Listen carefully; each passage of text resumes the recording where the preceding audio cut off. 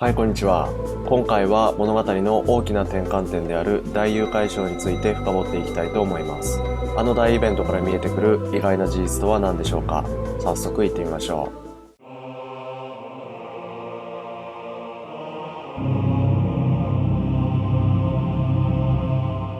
まず最初に大誘拐賞に至る流れをざっくりと要約していきます。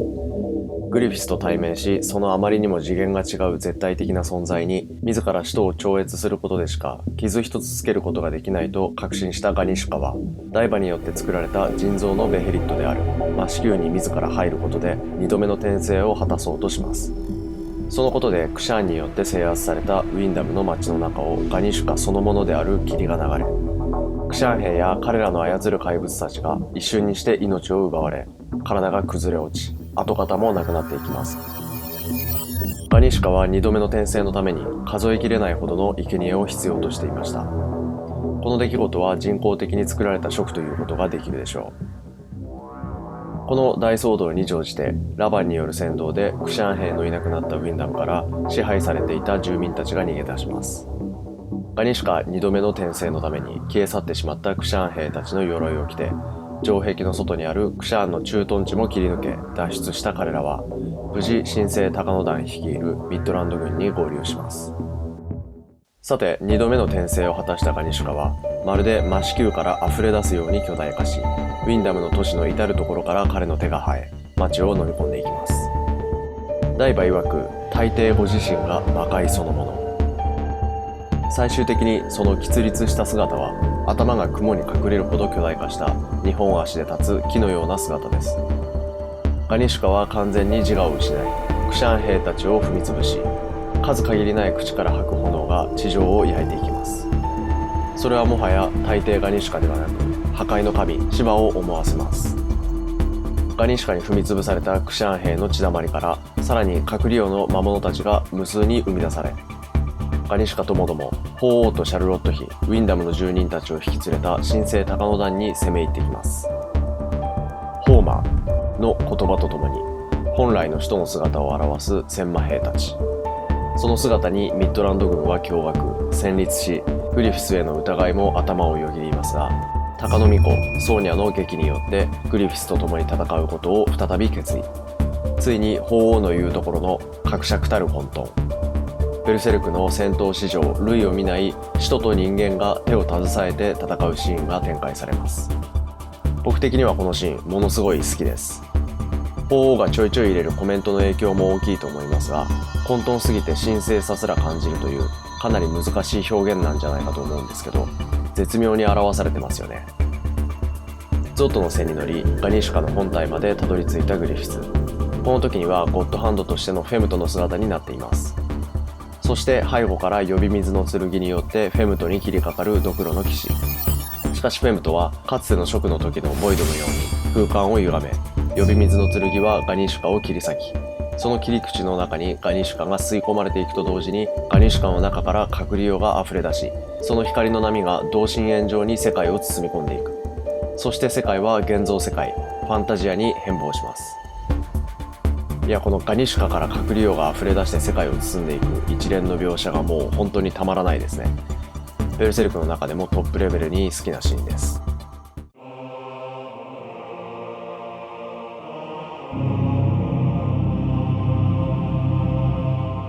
さて、この大誘拐賞の一連の流れですが、実は全て完璧に予定通りなんですよね。大抵が魔子宮に入る直前、クシャーンに支配されたウィンダムの住人たちが皆同じ夢を見ます。新月の夜に街中から霧が晴れる。すると街や城のクシャーン兵や怪物たちが霧とともにいなくなる。霧が晴れたら朝までは安全なので、その間にウィンダムの住人すべてを連れて街から逃げなければならない。その後朝は来るが、暗く大きな影が太陽を隠してしまう。しかし光る鳥が来て影を吹き飛ばしてしまう。そして本当の朝が来る。皆が待ち望んでいた誠の夜明けが。ここまでが夢の信託の内容です。大誘拐賞をトータルに予言していますよね。この予言通り、ラバンたちはウィンダムの住人を町の外に逃がすことに成功しますが、この場面、霧と共に命を奪われるクシャーン。神託に従い、家の中にじっと隠れてそれをやり過ごすウィンダムの住人。そして脱出。旧約聖書の出エジプト記を彷彿とさせますよね。エクソダス。つまりここからわかるのは、大遊海象は因果の流れで全て決まっていることとしてコントロールされた結果であるということですね。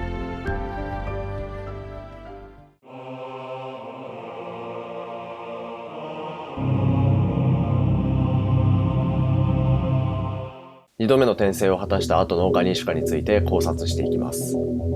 魔子球は使徒の体をつなぎ合わせて作られており、使徒の体は隠れよとつながっているため、あらかじめはらませた女性を中に入れることで、子種が魔を宿し、鬼の子が生まれるという魔物製造機みたいな設定です。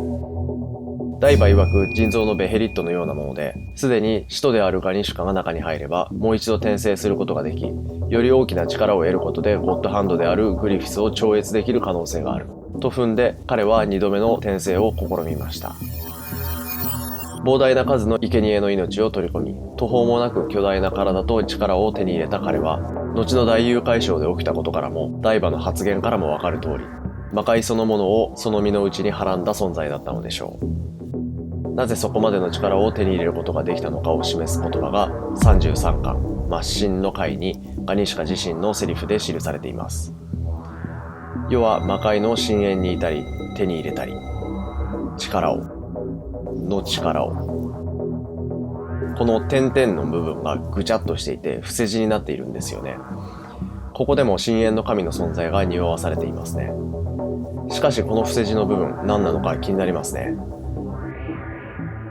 伏せ字といえば余談なんですが、グリフィスが受肉する際にも同じように伏せ字になっている部分があって、21巻の天オツの回、何者かのグリフィスに語りかけるような言葉で、よとだけ記されています。この伏せ字の部分が鷹など今までのグリフィスをイメージさせるような言葉であれば伏せる意味がないですし、ここにはまだグリフィスについて語られていない重要な言葉が入るように思いました。話は戻りまして、徐々にガニシュカは自我を崩壊させていきます。はじめは遥か眼下に群れ集う自分の帝国の兵士たちがわからなくなり、小虫と思い踏み潰すと赤く花が咲いたように見えて面白くなり、ガンガン踏み潰します。さらにダイバのこともわからなくなり、彼の忠告を全く聞き入れません。っていうか言葉として聞こえていない。最後は自分自身のこともわからなくなってしまう。完全に自我の崩壊した彼は、身の回りに広がる暴漠とした世界を前に、誰ぞあれと何者かの存在を求めます。この言葉は旧約聖書創世記の初めに神が言った光あれという言葉と対比されているように僕は感じました。その恐ろしすぎる姿とは裏腹に、彼の言葉には不安感や親の存在を望む子供のような感情が見受けられます。ガニシュカの自我はなぜ崩壊してしまったのでしょうか。僕は大抵が魔界そのものというダイバの言葉にヒントがあると考えています。魔界イコール隠れよと言っていいと思いますが、隠れよは人間の集団的無意識から生まれています。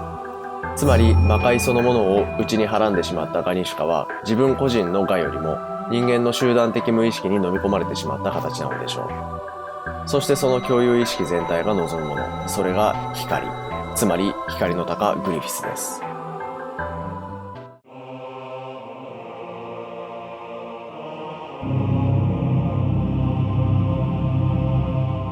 さて、ここまで書いてきて思いましたが、この一連の流れの面白いところは、神託で夢を見たウィンダムの住人や法王がグリフィスを望み、焦がれているように、ガニシュカ、つまりここでは自我を失って人間の集団的無意識に飲み込まれた彼も、同じようにグリフィスを求めているということに気づきます。その後、ガニシュカとクシャーンの血だまりから発生した魔物たちは、グリフィス率いる神聖鷹野団とミッドランド軍との戦闘に入っていくわけですが、魔物たちが光と言いながらグリフィスに近づいていく様子を見ると、戦いを挑みに行っているというよりは救いを求めているように見えるんですよね。そして最終的には魔界そのものであるガニシュカをグリフィスを狙ったドクロの騎士の呼び水の剣が切り裂き、隠れよと撃つよを完全に重ね合わせることになる。グリフィスが待っていたと言っているように、ここまでが完全に予定通り。そして世界は現像世界、ファンタジアへと姿を変えます。千魔兵たちと人間の連合軍対ガニシュカ軍のあの輝かしい混沌の戦いは、全てが因果により計画された通りだったことや、自我を失ったガニシュカに戦意があったのかどうか微妙なところを考えると、大茶番だったのかなという疑いも出てきます。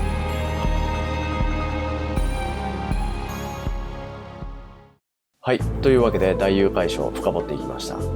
いや、僕的にベルセルクの中でもかなり大好きなところなんですよね。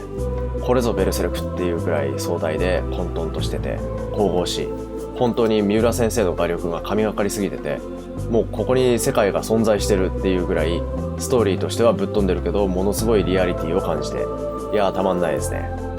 そして深掘っていくとまた今までに気づけなかった茶番疑惑とかも出てきて、改めて本当に飽きのこないすごい漫画です。